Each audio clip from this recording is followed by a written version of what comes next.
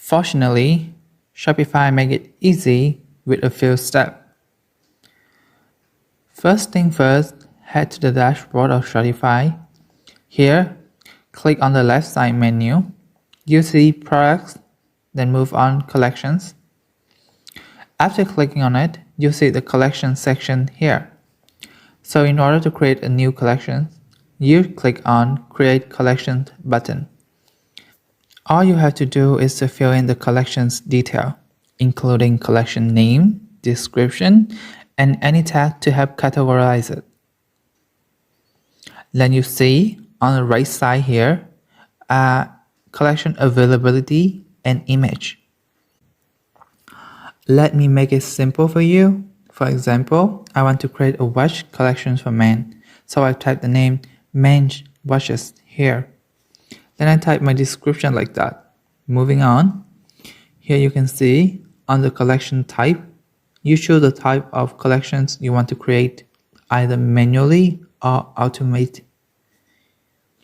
Okay, now if you choose a manual collections, select the product you want to include by clicking on Add Product button.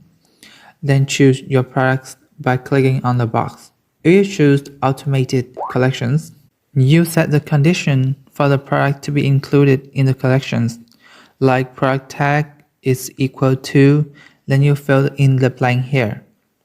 You also can add more condition by clicking on the button here. Alright, now we have going through setting up collections options such as image and custom facing theme setting. Click on Add Image to add your collections picture. Note that you can also add collections via book actions if you have many products to include in the new collections. So let's finish creating collections by clicking on the Save Collections button. After saving, you see a Shopify notification that you have created your collection successfully. Next, click on the Back button here.